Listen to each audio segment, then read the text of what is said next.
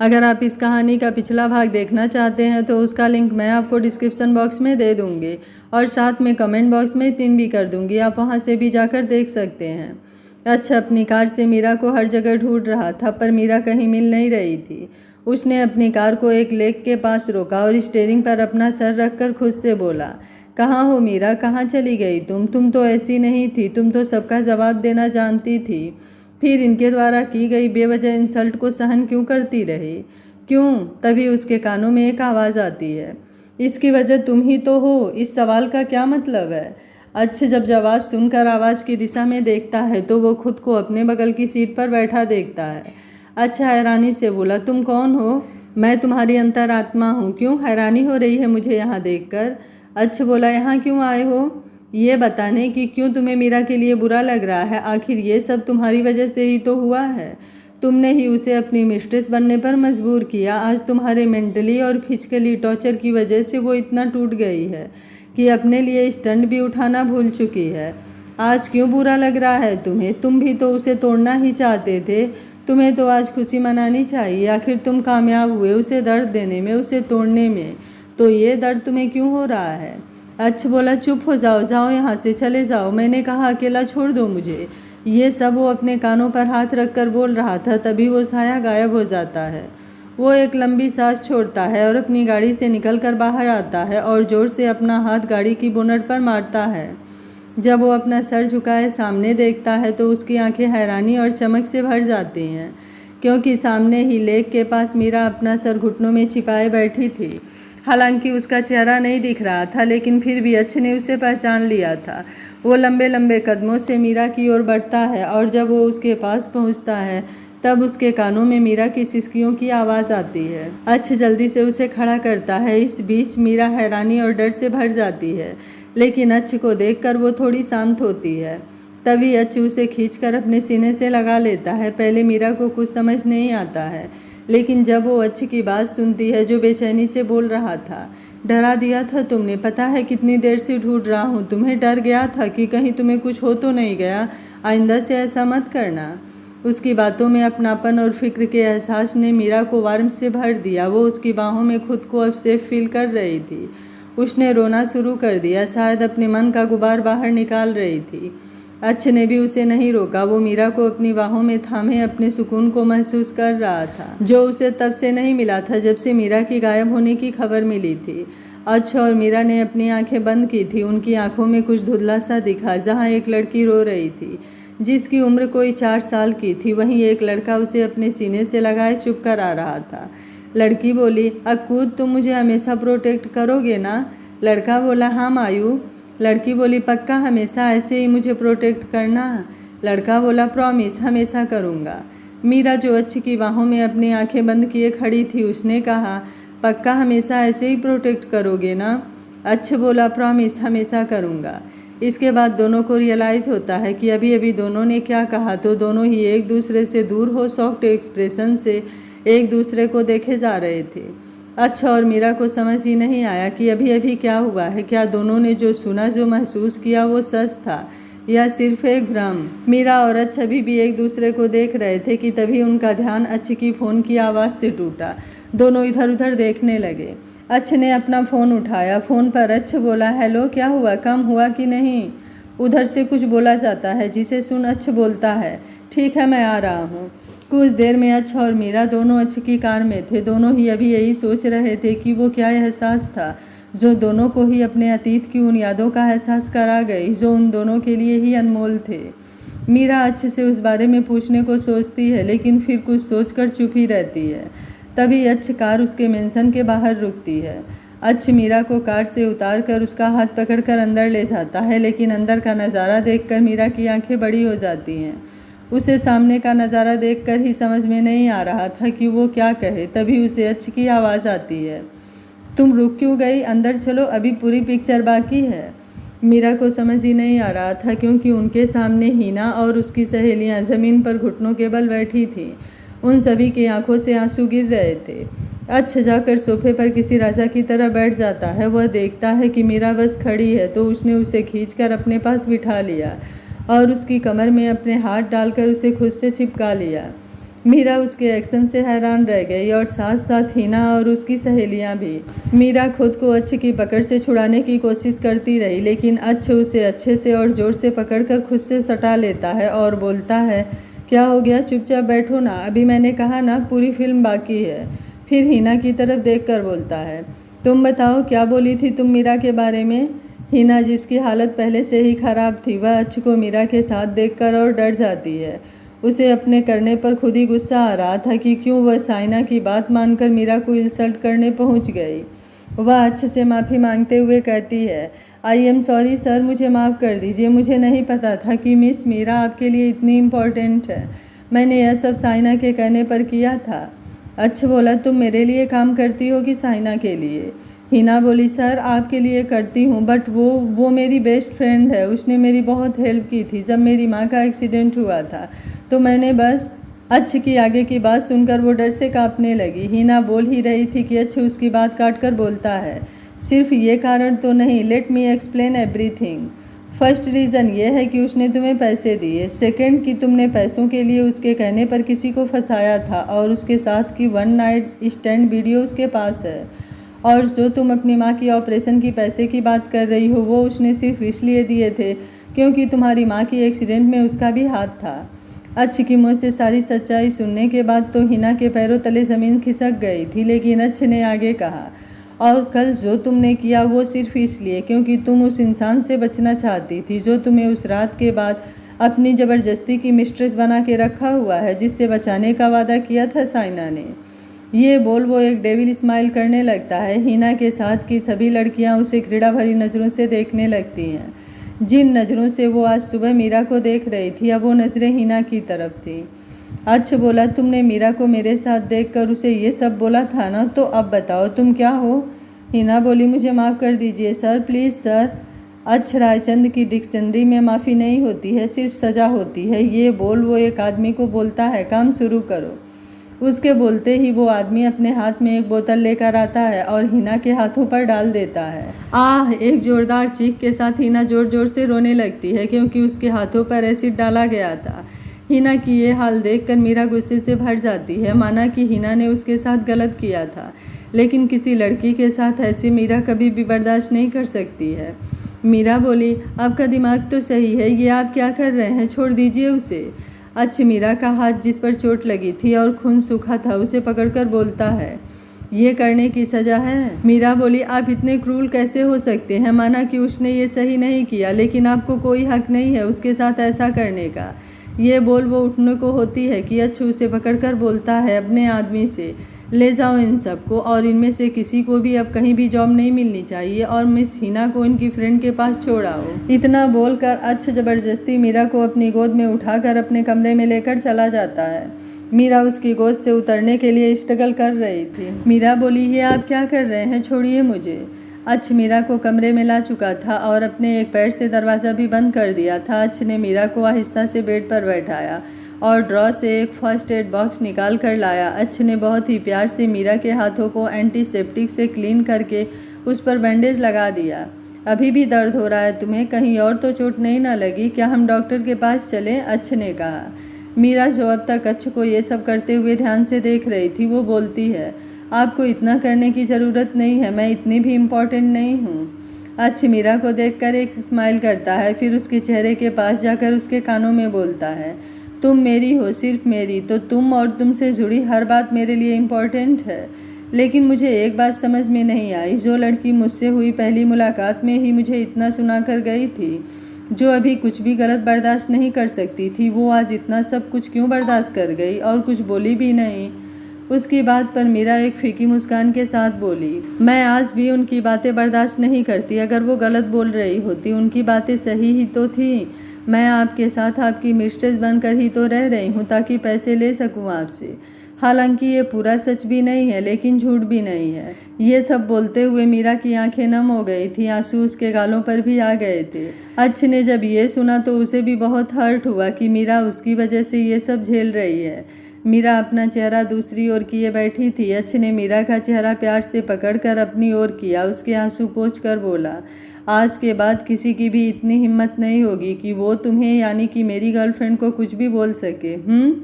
मीरा बोली, लेकिन मैं आपकी गर्लफ्रेंड नहीं हूँ, मैं तो। वो आगे बोलती तभी अच्छ ने उसके मुंह पर उंगली रखकर उसके शब्दों पर विराम लगा दिया और बोला, आज के बाद कभी खुद को उस नाम से मत बुलाना, समझी? तुम मेरी ऑफिशियल गर्लफ्रेंड हो, आज और अभी से। मीरा बोली, मुझे नहीं बनना आपकी गर्लफ्रेंड। अच्छा बोला, मैं तो बनाऊंगा क्या, बना चुका हूँ। तुम सिर्फ मेरी हो, लाइफ टाइम के लिए सिर्फ मेरी। मीरा बोली, लेकिन। अच्छा बोला, लेकिन कुछ नहीं, समझी? और मुझे ज़्यादा आर्गूमेंट करने वाली गर्लफ्रेंड नहीं पसंद, तो एक अच्छी गर्लफ्रेंड का फ़र्ज़ निभाओ और मेरी सारी बात मानो। मीरा बोली, मतलब? एक डेविल स्माइल के साथ अच्छा बोला, बताता हूँ। ये बोलकर वो उसके होठों को लॉक कर दिया। जब उसे लगा कि मीरा को सांस नहीं आ रही है तो वो उसे छोड़ देता है और उसके फोरहेड पर एक लाइट किस करके बोलता है, अब तुम रेस्ट करो, डिनर कर लेना, मेरी एक मीटिंग है। ये बोलकर वो चला जाता है। उसके जाने के बाद मीरा को होश आता है कि अभी अभी क्या हुआ है, उसे कुछ समझ ही नहीं आता, तो वो सभी बातों को झटक कर सो जाती है। आज का दिन बहुत ही हैट्रिक भरा था तो उसे जल्दी ही नींद आ जाती है। दूसरी तरफ साइना का गुस्से से बुरा हाल था। वो सब कुछ तोड़ फोड़ रही थी और खुद से बोलती है, मीरा मीरा मीरा, नहीं छोड़ूंगी तुम्हें, बहुत बुरी मौत मारूंगी, अब नहीं बच सकती तुम। ये बोल वो शैतानों की तरह हंसने लगती है।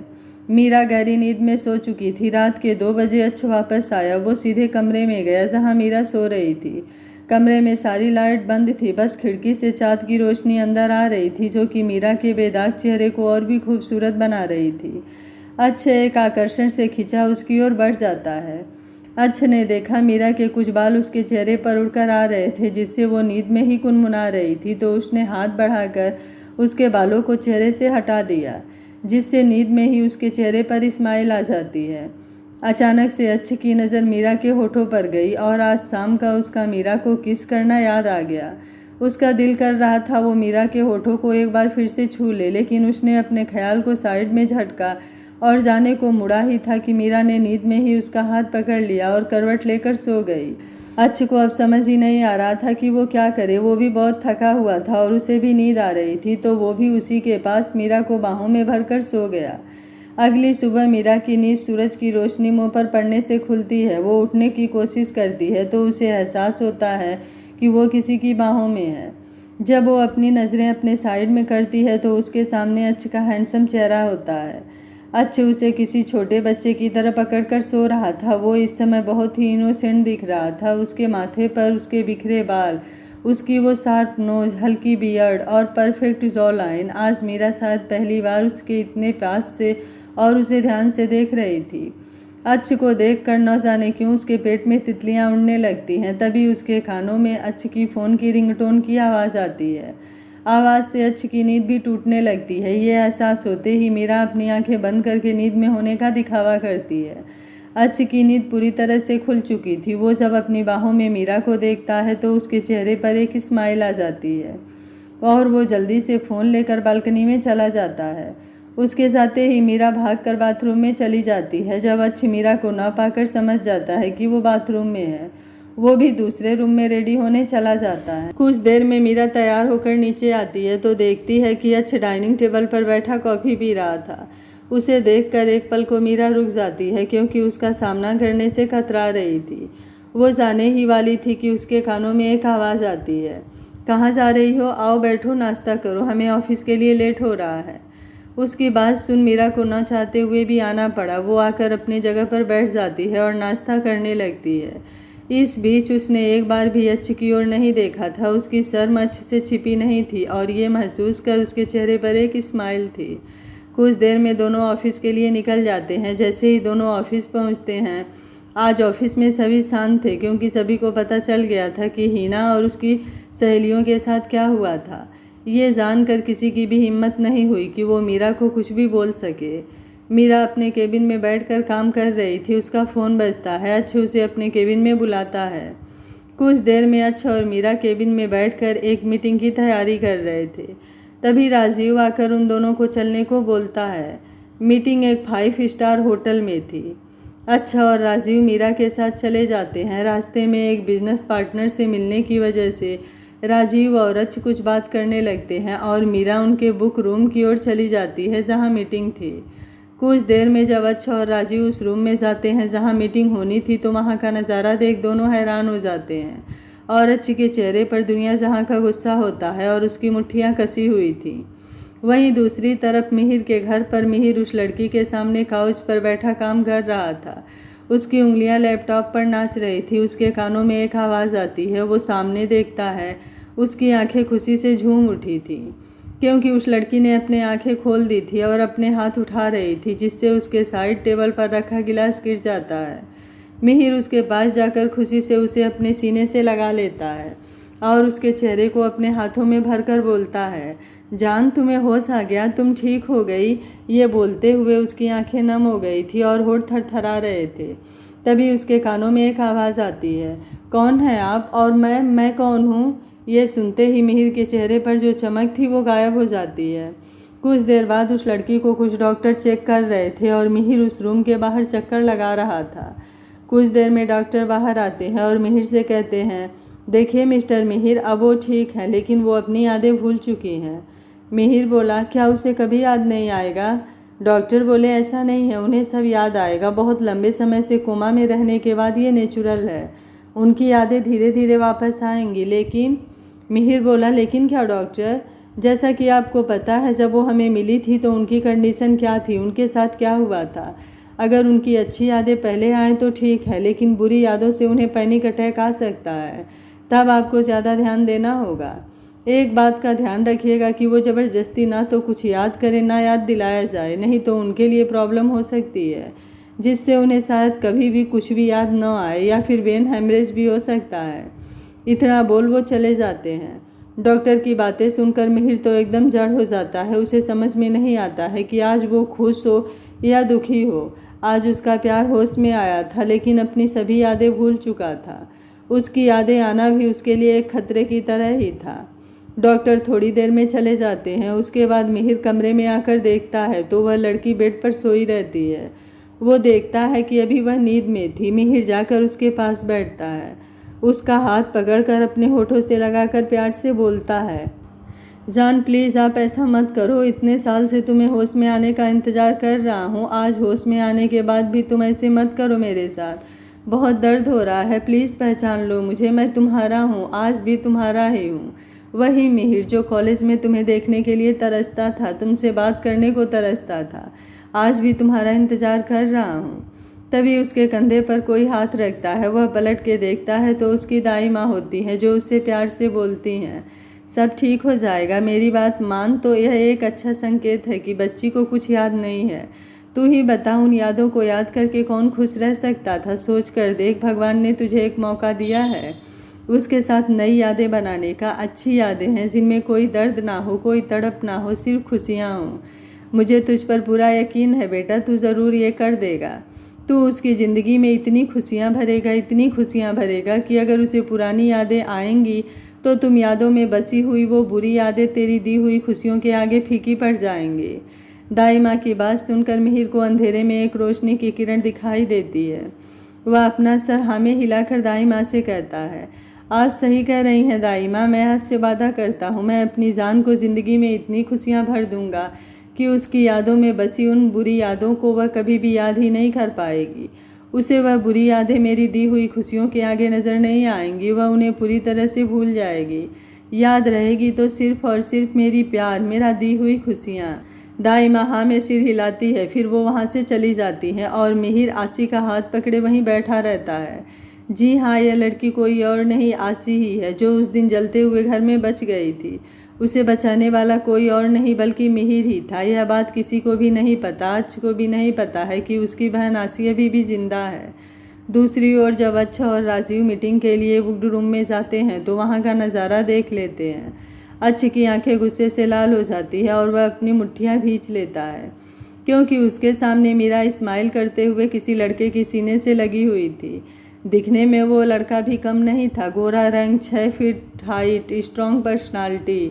अच्छ कुछ कहता है आगे बढ़ता, तभी उसके कानों में राजीव की आवाज़ सुनाई देती है जो कह रहा था, यह मीरा मिस्टर तनय खुराना के गले क्यों लगी हुई है? क्या उनको पहले से जानती है? तनय खुराना ही वह आदमी था जिसके साथ अच्छ अपनी डील साइन करने के लिए आया था। तभी उन दोनों को मीरा और तनय की आवाज़ सुनाई देती है। तनय बोला, यार मीरू, तुझे कितने सालों बाद देख रहा हूँ यार, तू तो पहले से ज़्यादा खूबसूरत हो गई है और बता कैसी है, बड़े पापा कैसे हैं, और तू यहाँ क्या कर रही है? यहाँ तो मिस्टर अच्छ रायचंद्र आने वाले थे। मीरा बोली मैं ठीक हूँ, और बड़े पापा उनके बारे में तुझे बाद में बताती हूँ। एक्चुअली मैं यहाँ पर मिस्टर अच्छ रायचंद्र की सेक्रेटरी के रूप में ही आई हूँ। तनय बोला मतलब तुम मिस्टर अच्छ की सेक्रेटरी है? तूने ही वो प्रेजेंटेशन दी थी। आई मस्ट से मैं तुझसे ही मिलना चाहता था, मुझे नहीं पता था कि तूने वो प्रेजेंटेशन बनाई है। I am too much impressed. तभी उन दोनों के कानों में अच्छ की ठंडी आवाज़ सुनाई देती है, जो किसी को भी डराने के लिए काफ़ी थी। अच्छ बड़े ही एटीट्यूड के साथ अपनी एक हाथ अपने पैंट के पॉकेट में डाले अंदर आता है और मीरा और तनय के बीच से होकर जाकर सोफे पर बैठ जाता है। अच्छ बोला अगर आपका भरत मिलाप हो गया हो तो मिस्टर खुराना, तो क्या मीटिंग शुरू कर सकते हैं? वहीं राजीव अच्छ को ऐसा करते देख अपना सिर पीट लेता है और खुद से ही बोलता है, ये तो कहता है कि मुझे मीरा से कोई प्यार वार नहीं है, अभी कैसे नए नवेले आशिक की तरह जलकुकड़ा बना है। फिर ऊपर की ओर देखकर संभालना भगवान, ये बोल वो अंदर चला जाता है। अच्छ की ऐसी बात सुनकर मीरा और तनय दोनों को ही थोड़ा अजीब लगता है। फिर दोनों ही इस बात को इग्नोर करके अपनी अपनी जगह बैठ जाते हैं।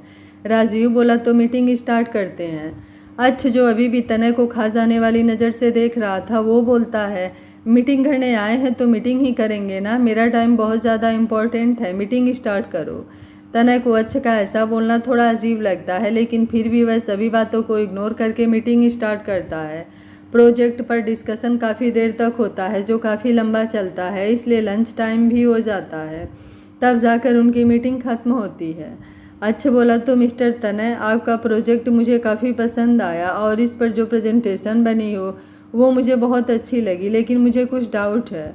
तनय बोला बताइए मिस्टर रायचंद, आपको क्या डाउट है? आपके सारे डाउट क्लियर करना मेरी रिस्पॉन्सिबिलिटी है। अच्छ बोला इस प्रोजेक्ट में जो अमाउंट आ रहा है उसमें मुझे कुछ प्रॉब्लम लग रही है, यह अमाउंट थोड़ा ज़्यादा लग रहा है। क्यों मिस मीरा, आपका क्या कहना है इस बारे में? मीरा बोली प्रोजेक्ट पर बहुत अच्छा है, अमाउंट भी ठीक है, बट कुछ जगह पर इसमें अमाउंट थोड़ा ज़्यादा लग रहा है, बट अगर हम उन जगहों पर दूसरी चीज़ों को यूज करें तो अमाउंट में कुछ कमी आ सकती है, लेकिन हमें उन सभी के लिए अलग अलग कॉन्ट्रैक्टर से मिलना पड़ेगा, क्योंकि सारी चीज़ें एक ही जगह से लेने में हमें ये अमाउंट कम पड़ सकता है, लेकिन अगर हमें सही चीज़ चाहिए तो हमें दूसरी जगहों से लेनी पड़ेगी, इसमें अमाउंट थोड़ी फ्लैक्चुएशन में आ सकती है। मीरा ने बात तो सही की थी, लेकिन अच्छ को देखकर लग रहा था कि वो तनय का साथ दे रही है, इससे उसका गुस्सा और जलन उसकी ओर बढ़ जाती है। राजीव अच्छ के गुस्से को समझ रहा था, वो सिचुएशन को संभालने के लिए बीच में बोलता है, बात तो मीरा की भी सही है और मिस्टर तनय का प्रपोजल भी सही है, बट इन तीनों को लेकर तो हमें चलना ही है, तो क्यों ना हम अपने अपने थॉट्स को रखें और उसमें जाने की कौन सा सही रहता है। हम उन चीज़ों को मार्केट वैल्यू और क्वांटिटी क्वालिटी इन सब के बेस पर क्लेरिफाई करें। तनय बोला मैं आपके बात से एग्री करता हूँ मिस्टर राजीव। मीरा बोली मुझे भी राजीव सर की बातें सही लग रही है। अच्छा बोला सो मैं भी राजीव की बात से एग्री करता हूँ, लेकिन सबका डेटाबेस बनाकर कल मुझे मेरे ऑफिस में मिले। मीरा बोली ओके सर। अच्छा बोला तो मीटिंग को यहीं ख़त्म करते हैं। तनय बोला सो मिस्टर रायचंद हम नेक्स्ट मीटिंग में मिलते हैं। मीरा बोली चलिए मैं आपको बाहर तक छोड़ देती हूँ। राजीव अपने मन में अरे मीरा ऐसे क्यों कर रही हो, क्यों शैतान को जगा रही हो, वो तो पहले ही जलन में जल के काला हो गया है और तुम उस पर नमक मिर्च लगाकर क्यों शैतान को और गुस्सा दिला रही हो। राजीव देखता है कि अच्छा अपनी खतरनाक आंखों से मीरा और तनय को देखे जा रहा था, जो साथ में उस हाल से निकल गए। उनके जाने के बाद अच्छे गुस्से से उठाकर टेबल पर पड़ी हुई पानी की गिलास को नीचे फेंक देता है और उनके पीछे चला जाता है। बाहर कॉरिडोर में तनय और मीरा बात करते हुए जाते हैं, जिसमें तनय मीरा से पूछता है तेरा ऑफिस कितने बजे ऑफ होता है। मीरा बोली इवनिंग में 6 बजे। तनय बोला तो फिर मैं 6:30 पर तुझे लेने आऊँगा और आज रात का डिनर तू मेरे साथ करेगी। हम कितने सालों बाद मिले हैं, आज शाम पूरा एंजॉय करेंगे, पुरानी बातें याद करते हैं, तो तैयार रहना ठीक है। मीरा कुछ अभी बोलती तभी उसके पीछे से एक रौबदार आवाज़ आती है, यह आज आपके साथ नहीं जा सकती क्योंकि वो आज शाम को मेरे साथ डिनर पर जा रही है। तनय और मीरा जब देखते हैं तो पीछे अच्छा अपने एक हाथ को जेब में डाले फुल एटीट्यूड के साथ उनके पास चल रहा था। अच्छ दोनों के सामने आता है, अपना एक हाथ बढ़ाकर मीरा के कमर को पकड़कर खुद से सटा लेता है, उसके बालों को उसके कान के पीछे करके और बोलता है डार्लिंग तुमने बताया नहीं इसे कि आज शाम को हमने डिनर का प्लान बनाया है, एक रोमांटिक डिनर का।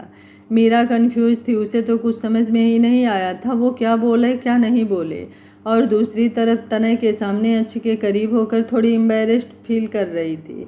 तनय भी थोड़ा कंफ्यूज था और मीरा को अच्छ के इतने करीब देखकर उसे कुछ डाउट भी हो रहा था, जिसे क्लियर करते हुए आगे अच्छ ने बोल ही दिया, सॉरी मिस्टर तनय, लगता है मीरा ने आपको बताया नहीं होगा कि वो मेरी गर्लफ्रेंड है। अच्छ के मुँह से मीरा के लिए गर्लफ्रेंड सुनकर तनय एक बार के लिए मायूस हो जाता है।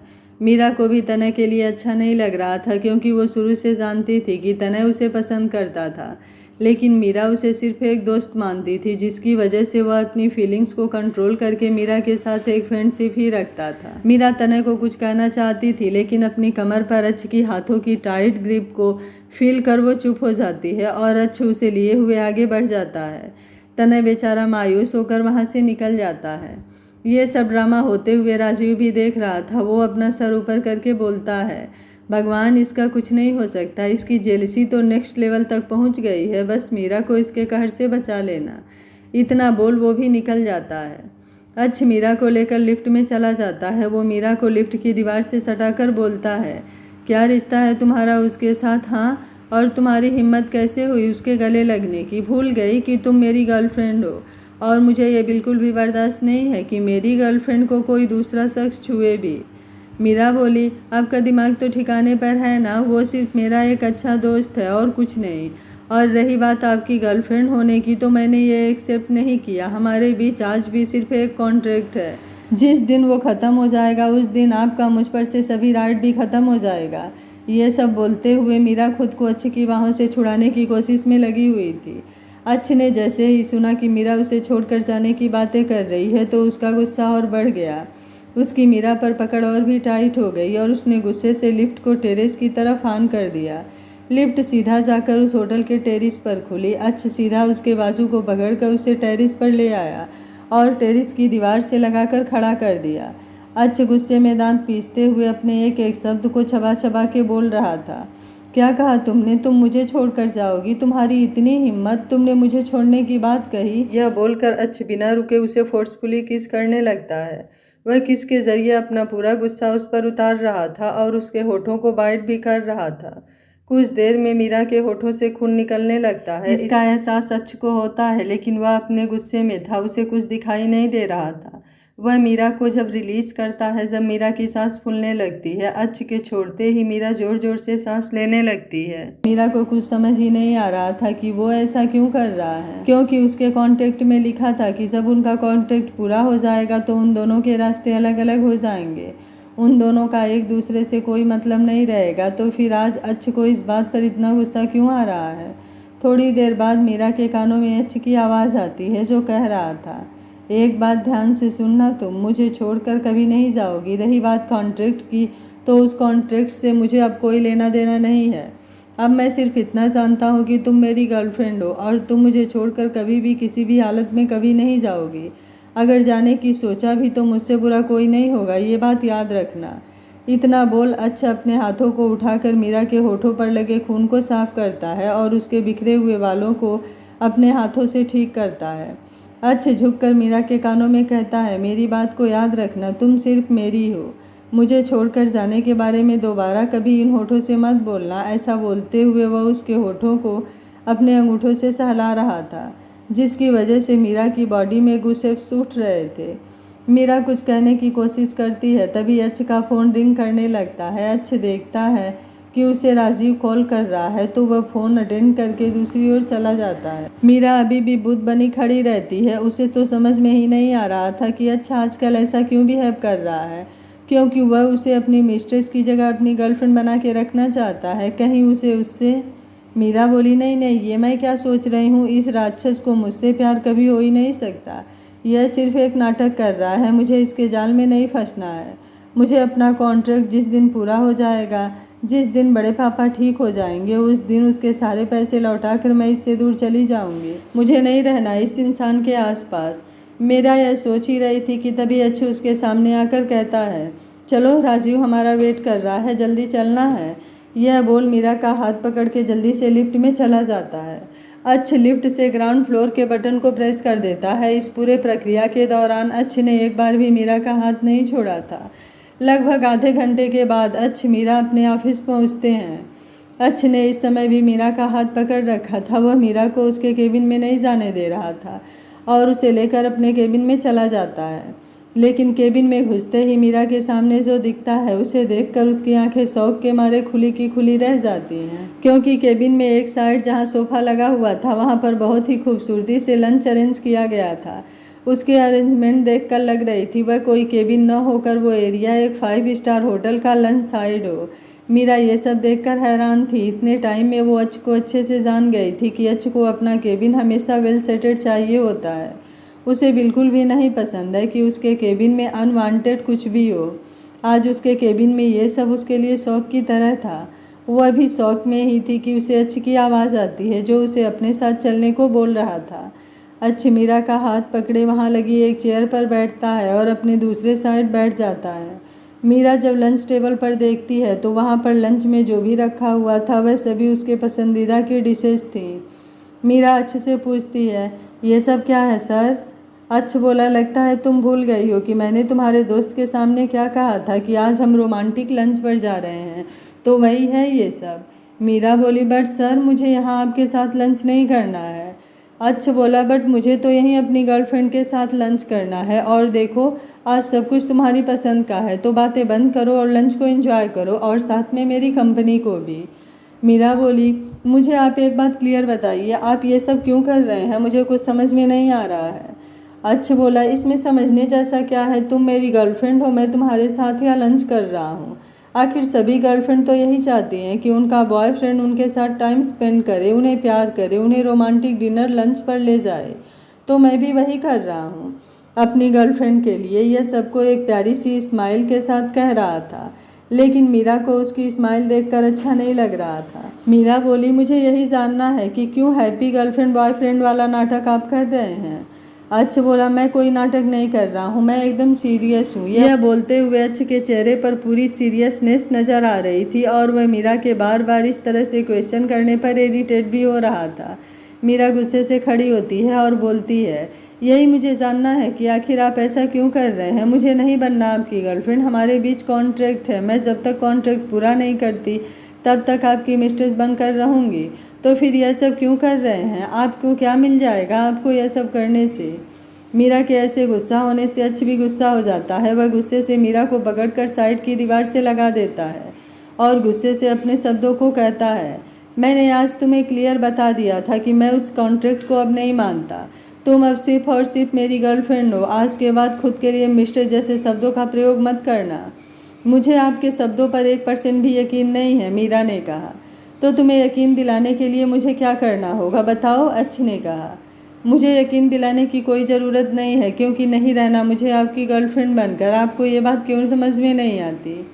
मीरा की ऐसी बातें सुनकर का गुस्सा अब उसके काबू से बाहर हो जाता है।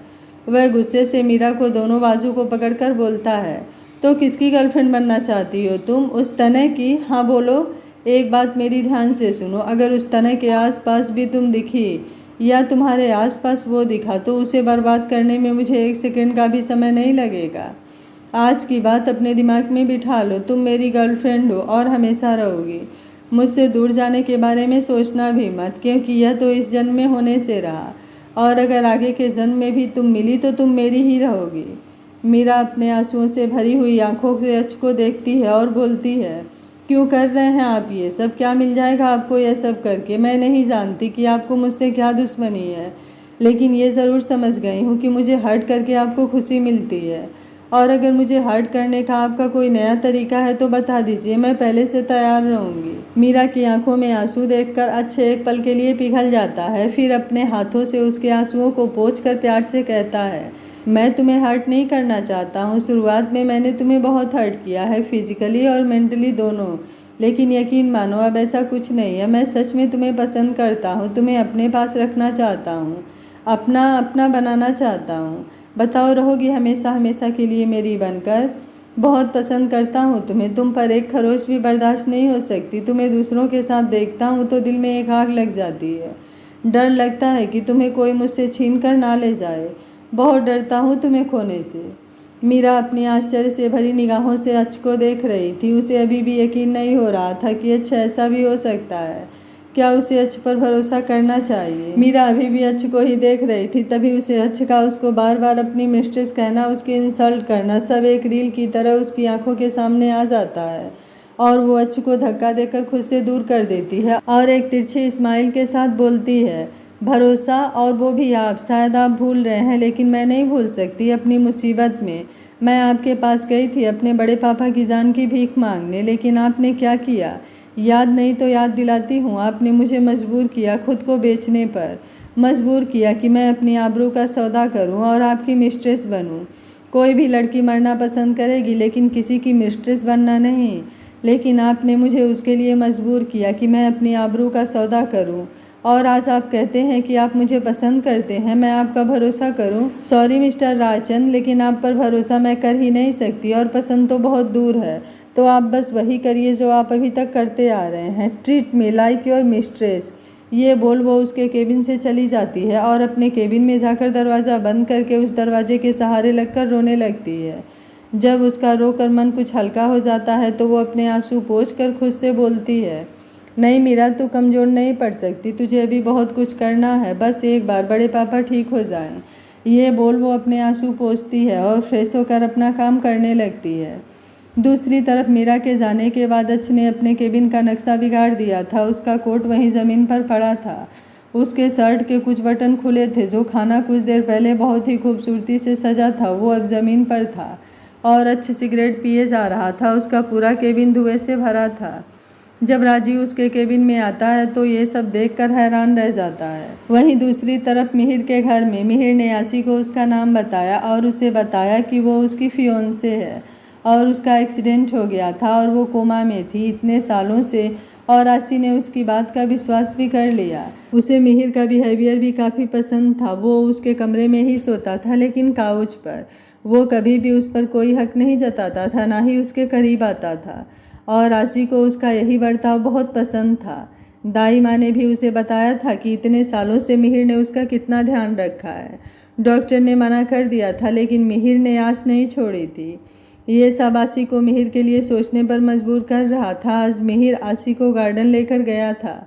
हालांकि अभी दोपहर थी। आशी वहाँ पेड़ के नीचे बैठी थी और मिहिर वहीं बैठा काम कर रहा था कि अचानक से आशी ने मिहिर से ऐसा कुछ पूछा कि वो हैरान हो गया। आशी की बात पर मिहिर बोलता है, क्या कहा तुमने? आशी बोली, मिहिर, ताई माँ ने बताया कि पिछले इतने सालों से आपने मेरा इंतज़ार किया, लेकिन क्या इतने सालों में आपकी ज़िंदगी में कोई और नहीं आया?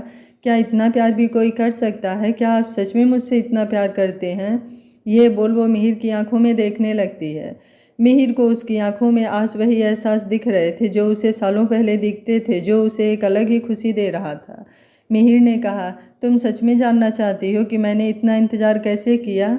आशी बोली, हाँ। मिहिर उसका हाथ पकड़कर एक कमरे में ले जाता है। जब आशी उस कमरे को देखती है तो उसका मुंह हैरानी से खुला का खुला रह जाता है। दूसरी ओर अच्छ का ऑफिस। अच्छ और राजीव ऑफिस के टेरिस पर खड़े थे। अच्छ अभी भी गुस्से में था और सिगरेट पिए जा रहा था। राजीव जो अच्छ को यहाँ लेकर आया था ताकि उसका केबिन साफ हो सके और उसका गुस्सा भी कम हो सके, लेकिन ऐसा कुछ लग नहीं रहा था। राजीव बोला, अगर तेरा यह फेफड़ों को जलाने का काम हो गया हो तो बताएगा कि बात क्या है? यह बोलते हुए उसके मुंह से सिगरेट निकालकर फेंक दिया। कुछ देर की शांति के बाद अच्छ उसे सब कुछ बता दिया। उसकी मीरा से बात करना और मीरा का उसका रिजेक्शन। यह सब सुनकर तो राजीव भी शौक हो गया, लेकिन फिर उसने अच्छ को समझाते हुए कहा, देख, मैं जानता हूँ तू क्या करना चाहता है, लेकिन एक बार मीरा के बारे में तो सोच। जो भी तूने उसके साथ किया है वह विश्वास कैसे करे? तुझे उसे अपने प्यार पर विश्वास दिलाना होगा। तुझे विश्वास दिलाना होगा कि तू उससे सच्चा प्यार करता है और जो भी तूने पिछले बार किया है उन सब के लिए तुझे रिग्रेट है। तू इस तरह से उस पर हक जमाएगा, इतनी ज़बरदस्ती से प्यार करने को कहेगा तो तुझसे प्यार करना तो दूर, उल्टा तुझसे और नफरत करने लगेगी। अच्छ बोला, तो क्या करूं मैं? कैसे यकीन दिलाऊं उसे? राजीव बोला, पहले तो उसके साथ जो तू अपना एटीट्यूड दिखाता है ना वह बंद कर। एक काम करता हूँ, तेरे लिए कुछ किताबें ऑर्डर करता हूँ, उन्हें पढ़ और समझ कि कैसे एक लड़की को इम्प्रेस करते हैं। ठीक है, चल, अब तक तेरा केबिन भी ठीक हो गया होगा। ये बोल दोनों वापस से ऑफिस में चले आते हैं। मीरा अपने केबिन में बैठकर काम कर रही थी, तभी रिसेप्शनिस्ट का उसके पास कॉल आता है जो उसे बताती है कि जो क्लाइंट मीटिंग के लिए आने वाले थे वो आ चुके हैं। अब मीरा को न चाहते हुए भी अच्छ के केबिन में जाना पड़ेगा उस मीटिंग के बारे में इन्फॉर्म करने के लिए। मीरा खुद को रिलैक्स करती है और अच्छ की केबिन में जाने के लिए निकलती है। वह सोचते हुए जा रही थी कि अब अच्छ कोई बेवकूफ़ी ना करे, लेकिन वह अपनी सोच में चली ही जा रही थी कि रास्ते में पियून से टकरा जाती है। पियून जो कि राजीव की ऑर्डर की हुई नॉवेल अच्छ के लिए लेकर जा रहा था, वो मीरा से टकराने की वजह से गिर जाती है। जब मीरा की नज़र उन सब पर पड़ती है तो वो कहती है, चमन काका ये नॉवेल किसकी है? पियून बोलता है, मीरा बिटिया ये सब अच्छ साहब ने मंगाई है। मीरा खुद से, इन सब नॉवेल की सर को क्या ज़रूरत पड़ गई? तभी उसके दिमाग में कुछ क्लिक करता है। मीरा बोली, काका ये सब आप मुझे दे दीजिए, मैं सर के पास ही जा रही हूँ। पियून बोला, ठीक है। ये बोल वो मीरा को वो सब नॉवेल देकर चला जाता है। मीरा वो सब लेकर अच्छ के ऑफिस में जाती है। अच्छ जब मीरा को देखता है तो वो खुश हो जाता है। तभी मीरा उसके सामने उस नॉवेल को देखकर बोलती है। मीरा बोली, सर ये आपकी नॉवेल है और सर 30 मिनट बाद आपकी एक मीटिंग है और मीटिंग हॉल भी रेडी है, और कुछ सर? अच्छ बोला, हाँ। फिर रुक कर, क्या तुम जानना नहीं चाहती कि ये लड़कियों को इम्प्रेस करने की ट्रिक की नॉवेल मेरे पास क्यों है? मीरा बोली, सर ये आपका पर्सनल मैटर है, मैं जानकर क्या करूँगी? अच्छ बोला, हाँ सही कहा, बट मेरी एक हेल्प कर सकती हो। मीरा बोली, कैसी हेल्प? क्या मीटिंग की कोई फाइल में कुछ प्रॉब्लम है तो मैं ठीक कर देती हूँ। अच्छ मीरा की बात सुनकर मीरा का हाथ पकड़कर अपनी ओर खींचता है, जिससे मीरा अच्छ की गोद में गिर जाती है। मीरा खुद को छुड़ाने की कोशिश करती है, बट सब बेकार होता है। अच्छ मीरा के कानों में अपने सेडेक्टिव वॉइस में बोलता है, मेरी गर्लफ्रेंड को यकीन ही नहीं होता कि मैं उससे सच्चा प्यार करता हूँ। क्या तुम मेरी हेल्प कर सकती हो उसे यकीन दिलाने में? अगर तुम ऐसा कर सको तो मुझे यह बुक्स नहीं पढ़नी पड़ेगी। यह सब बोलते हुए अच्छ के होठ मीरा के कानों पर लग रहे थे, जिससे उसकी वाड़ी कांप उठी थी। वहीं राजीव के ऑफिस के कुछ काम से बाहर जा रहा था कि वो एक लड़की से टकरा जाता है। दोनों ही संभल नहीं पाते हैं और राजीव उस लड़की के ऊपर गिर जाता है, और जैसे ही उसकी नज़र उस लड़की के चेहरे पर पड़ती है तो वो सब कुछ भूल जाता है। उसके दिमाग में सिर्फ एक ही गाना बजने लगता है। ऑफिस में सभी लोग आंख फाड़े यह दृश्य देख रहे थे। राजीव अभी भी उस लड़की को देखने में बिजी था, लेकिन उसके उलट वो लड़की गुस्से से खींच जाती है और वो राजीव को खुद को इस तरह से देखते हुए देखकर गुस्सा हो जाती है और जोर से धक्का देकर राजीव को दूसरी ओर ढकेल देती है और खुद खड़ी होकर अपने कपड़े ठीक करने लगती है। लड़की बोली, पता नहीं कहाँ कहाँ से आ जाते हैं। अरे दिखता नहीं है तो अपनी आंखों का इलाज करा लेते, नहीं एक तो बुलडोजर की तरह मेरे ऊपर गिर गया और उठने की बजाय बाज की तरह घूरे जा रहा है जैसे खा ही जाएगा। वो खड़ी होकर राजीव को कोसे जा रही थी और अपने कपड़े को ठीक कर रही थी। राजीव जो उसके धक्का देने से दूसरी ओर गिर गया था, वह अपने सेंस में आता है और खड़ा होकर अपने कपड़े ठीक करने लगता है। तभी उसके कानों में वो सारी बातें सुनाई देती है जो वो लड़की बोल रही थी। राजीव बोला, देखिए मिस, मैं आपसे जानबूझकर नहीं टकराया, वो गलती से टकरा गया और डिसबैलेंस होने की वजह से गिर गया, सॉरी। लड़की बोली, मैं बहुत अच्छी तरह से तुम जैसे लड़कों को पहचानती हूँ। लड़की देखा नहीं कि उनके पीछे पीछे चले गए। थोड़ी सी तारीफ कर दो, थोड़ी सी हीरो एंट्री लेकर उनके ऊपर इम्प्रेशन जमा लो। तुम्हें लगता है तुम इस तरह से दूसरी लड़कियों को फंसा सकते हो? मुझे नहीं। ईशा कपूर कोई चलती फिरती लड़की नहीं है कि कोई भी आए उसे फंसा ले जाए। जी हाँ, ये कोई और नहीं ईशा थी, ईशा कपूर, मीरा की बेस्ट फ्रेंड। ईशा राजीव को खड़े खड़े सब सुना जा रही थी, लेकिन राजीव को तो सिर्फ उसके हिलते हुए लिप्स दिखाई दे रहे थे। उसके कानों ने जैसे ही सुना कि वह अपना नाम ईशा कपूर बता रही है तो उसके होठों से धीरे से निकलता है, ईशा कपूर, नाइस नाम, आखिर तुम मिल ही गई, अब तुम्हें जाने नहीं दूंगा स्वीट हार्ट। यह सब राजीव मन में ही बोल रहा था। ईशा देखती है कि राजीव फिर सब कुछ भूल उसे कैसे देख रहा है तो वो गुस्से में पैर पटकती है और अंदर चली जाती है। ईशा के अंदर जाने के बाद राजीव के कानों में कुछ लोगों के हंसने की आवाज़ें आती है। वह देखता है तो आसपास खड़े सभी एम्प्लॉय उसी पर हंस रहे थे। तभी एक एम्प्लॉय आकर उससे कहता है, सर वह लड़की आपको इतना सब सुना के चली गई, आप कुछ बोल ही नहीं पाए। राजीव बोला, तुम्हें उससे मतलब, तुम जाकर अपना काम करो, ये मेरे और उसके बीच की बातें हैं, तुम्हें इसमें पढ़ने की ज़रूरत नहीं है। यहाँ जॉब करना चाहते हो तो चुपचाप आंख और कान बंद करके अपने काम पर ध्यान दो, get back to work. Rajiv के ऐसे बोलने पर सभी एम्प्लॉय अपने काम पर वापस चले जाते हैं और राजीव उस ओर चला जाता है जहाँ ईशा गई थी। वहीं अच्छ के केबिन में अच्छ अभी तक मीरा को अपनी लैब पर बिठाए हुए था। मीरा उसकी गोद से उठने की कोशिश करती है लेकिन अच्छ उस पर अपनी पकड़ और कस देता है। मीरा बोली, सर ये आप क्या कर रहे हो, छोड़िए मुझे, यहाँ मैं सिर्फ आपकी एम्प्लॉई हूँ, आपकी मिस्ट्रेस नहीं, वो मैं आपके घर पर हूँ। अच्छ थोड़े गुस्से में अपने दांत पीसते हुए बोला, तुम्हें एक बार में समझ में नहीं आता? मैंने बोला ना, दोबारा मिस्ट्रेस वर्ड अपने लिए यूज़ मत करना। तुम मेरी मिस्ट्रेस नहीं हो, तुम मेरी गर्लफ्रेंड हो। अभी तुम्हें यकीन नहीं हो रहा है लेकिन बहुत जल्द तुम्हें मेरे प्यार पर यकीन हो जाएगा। मीरा बोली, जब प्यार सच्चा हो तो यकीन दिलाने की ज़रूरत नहीं पड़ती, खुद यकीन हो जाता है। और यह बात आप भी बहुत अच्छे से जानते हैं कि आपको मुझसे कोई भी प्यार नहीं है। अच्छ बोला, और ये कैसे यकीन हो जाता है, ज़रा मुझे बताओ तो।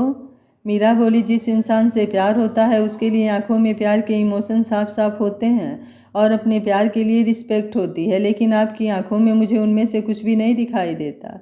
अच्छ ने कहा, अगर ऐसा है तो एक बार मेरी आंखों में ध्यान से देखो, क्या तुम्हें तुम्हारे लिए प्यार दिखाई नहीं देता? मुझे नहीं देखना आपकी आंखों में कोई भी प्यार, इसलिए मुझे जाने दीजिए, मीरा ने कहा। एक बार मेरी आंखों में देखो, जब तक तुम मेरी आंखों में नहीं देखती तब तक मैं तुम्हें जाने नहीं दूंगा। ऐसा बोलकर अच्छ ने अपना एक हाथ मीरा के गर्दन के पीछे किया और उसके चेहरे को अपने चेहरे के करीब ला दिया, जिससे मीरा की आंखें अच्छ की आंखों में टिक गई। मीरा को आज कहीं ना कहीं अच्छ की आंखों में खुद के लिए प्यार दिखाई दे रहा था, जिसकी वजह से उसकी यहाँ पलकें झुक गई। जब अच्छ ने देखा कि मीरा ने पलकें झुका ली है तो वो अपने होठों को उसके कानों के पास ले जाकर बोला, क्या हुआ, दिखाई दिया? ये बोल उसने उसके कानों पर एक लाइट किस कर दिया, जिससे मीरा के गाल लाल हो गए। अच्छ ने देखा कि मीरा के गाल शर्म से लाल हो गए हैं तो वो धीरे से उसे किस करने लगा। आज मीरा ने इसका एक बार भी विरोध नहीं किया, फिर वह शांति से उसकी बाहों में पड़ी रही। वो दोनों अपने में खोए थे कि तभी उन दोनों के कानों में दो लोगों के झगड़ने की आवाज़ आती है। जैसे ही अच्छ और मीरा केबिन के बाहर आते हैं, उन्हें सामने ईसा और राजीव लड़ते हुए दिखाई देते हैं। उन दोनों को ये समझ में नहीं आ रहा था कि ईसा और राजीव आपस में क्यों लड़ रहे हैं। तभी मीरा बोलती है, ईसू तू यहाँ। मीरा की आवाज़ सुनकर ईसा का ध्यान मीरा पर जाता है तो वो जाकर जोर से उसे हक कर लेती है। ईसा बोली, हैप्पी बर्थडे मेरी जान, जन्मदिन की बहुत बहुत मुबारकबाद। भगवान करे तुझे मेरी और सारी दुनिया की उम्र लग जाए, सबकी खुशियाँ तेरी झोली में दे दे भगवान। जैसे ही अच्छा और राजीव के कानों में यह बात पड़ती है वो दोनों ही शौक हो जाते हैं। उन्हें तो समझ में ही नहीं आता वो क्या करें, क्योंकि दोनों में से किसी को नहीं पता था कि आज मीरा का बर्थडे है। मीरा भी शौक हो जाती है क्योंकि उसे भी याद नहीं था कि आज उसका बर्थडे है। मीरा कभी अपना बर्थडे याद ही नहीं रखती थी, हमेशा उसके बड़े पापा ही उसका बर्थडे याद रखते थे। मीरा को आज अपने बड़े पापा की बहुत ज़्यादा याद आने लगी, जिससे उसकी आंखें हल्की सी नम हो गई, लेकिन उसने बहुत ही खूबसूरती से उन्हें छुपा लिया। ईसा बोली, मुझे पता था तू आज भी भूल जाएगी, या तू कैसी लड़की है, मेरे ख्याल से तो तू दुनिया की वन पीस लड़की है जो अपना बर्थडे खुद भूल जाती है। मीरा बोली, कैसे याद रखूं, याद रखने के लिए तुम तो हो ना, और बड़े पापा हैं, हमेशा तो वही याद दिलाते थे, लेकिन आज यह बोलते बोलते वो चुप हो जाती है। ईसा उसकी उदासी का कारण समझ जाती है, लेकिन वह फिर उसका माइंड डाइवर्ट करने के लिए आगे कहती है, वो तो है, चल मुझे तुझे बहुत सारी बातें करनी है। मीरा बोली, सॉरी ईशू, लेकिन मुझे ऑफिस में बहुत काम है, आज मैं नहीं आ सकती, हम कभी और प्लान करते हैं ना। ईसा बोली, बर्थडे आज है तो प्लानिंग किसी और दिन की क्यों। मीरा कुछ बोलती तभी उसके कानों में अच्छ की आवाज़ आती है, तुम जा सकती हो लेकिन 6 बजे से पहले मेंशन वापस आ जाना। मीरा जब अच्छ के मुँह से यह सुनती है तो उसे बहुत खुशी होती है। वो उसे थैंक यू बोलकर ईसा के साथ चली जाती है। उन दोनों के जाने के बाद राजीव अच्छ के पास आकर कहता है, यार आज मीरा का बर्थडे है और तूने मुझे बताया नहीं। अच्छ बोला, मुझे भी नहीं पता था यार, अब क्या करेगा तू, राजीव ने कहा। राजीव के बात पर अच्छ कहता है, करूँगा, ज़रूर कुछ करूँगा, कुछ बहुत बड़ा सरप्राइज़ प्लान करूँगा, लेकिन वह सब तुझे शाम को देखने को मिलेगा, तब तक जाकर काम। फिर मन में खुद से ही कहता है, आज तुम्हें ज़रूर यकीन हो जाएगा मेरे प्यार पर। So Miss Meera, get ready to fall in love with me. यह बोल वह अपने मोबाइल से किसी को मैसेज करता है और एक तिरछी स्माइल के साथ अपने केबिन में चला जाता है और अपने काम में बिजी हो जाता है। दूसरी ओर ईसा मीरा को एक मॉल में लेकर आई थी। वहाँ पर उसने उसके लिए खूब अच्छे अच्छे कपड़े सेलेक्ट किए और उससे खूब ढेर सारी शॉपिंग करवाई। पहले तो मीरा ने उन सब के लिए मना किया, लेकिन ईसा ने उसे अपनी कसम देकर बहुत सारे ड्रेस उसे दिलवा दिए। शॉपिंग के बाद दोनों ने स्ट्रीट फूड के मज़े लिए, जो कि मीरा के फेवरेट थे। मीरा स्ट्रीट फूड एंजॉय कर ही रही थी, तभी ईसा के फ़ोन पर एक कॉल आती है। वह देखती है तो एक अननोन नंबर से कॉल थी। वो कॉल अटेंड करती है, तभी वहाँ से कुछ कहा जाता है, जिसके बाद वह मीरा से थोड़ी दूर हटकर उस फ़ोन कॉल पर बातें करने लगती है। बातें करते समय उसके चेहरे पर कुछ अजीब भाव आ रहे थे, लेकिन बीच में एक स्माइल भी आ रही थी। उसने ठीक है ओके कहकर फ़ोन रख दिया और मीरा के पास चली आई। जब मीरा ने ईसा से फ़ोन के बारे में पूछा तो उसने बताया कि उसके किसी फ्रेंड का फ़ोन था। मीरा ने भी उस बात पर ज़्यादा ध्यान नहीं दिया और ईसा के साथ मेंशन के लिए निकलने लगी, तभी ईसा ने उसे रोक लिया। मीरा ने जब ईसा से रोकने का कारण पूछा तो ईसा ने उससे कहा कि वह उसके साथ लेक साइड जाना चाहती है। मीरा ने ईसा से कहा, लेकिन तुझे इस समय लेक साइड क्यों जाना है? मेरा मन कर रहा है, ईसा ने कहा। मीरा ने भी आगे कोई आर्गुमेंट नहीं किया और ईसा के साथ चली गई। फिर इतने दिन बाद उसे अपनी फ्रेंड के साथ टाइम स्पेंड करने का मौका मिला था। दोनों ने साथ में आज पूरा दिन खूब मस्ती की। उसके बाद ही दोनों मेंशन के लिए लौट आए। लेकिन जैसे ही ईसा जाने लगी, मीरा ने उसे अंदर चलने को कहा, लेकिन ईसा ने मना कर दिया। मीरा ने उसे कहा, तुझे डरने की ज़रूरत नहीं है, सर को आने में टाइम लगेगा, तो चलना अंदर, मुझे थोड़ा सा और बातें करनी है तुझसे, प्लीज़ चलना। उसकी बात पर ईसा ने हाँ में सिर हिला दिया और उसके साथ अंदर चली गई। लेकिन जैसे ही दोनों ने मेंशन में कदम रखा, वैसे ही सामने का नज़ारा देखकर मीरा की आंखें शौक की वजह से खुली की खुली रह गईं। आखिर मेंशन में ऐसा क्या दिखा जिसकी वजह से मीरा शौक हो गई? और अच्छ क्या करने वाला है मीरा के बर्थडे पर? क्या मीरा अच्छ के प्यार को समझ पाएगी? जानने के लिए देखते रहिए कहानी का अगला भाग। अगर आपको कहानी अच्छी लग रही है तो वीडियो को लाइक शेयर एंड चैनल को सब्सक्राइब कर लीजिएगा। Thank you for watching. मिलते हैं कहानी के अगले भाग में।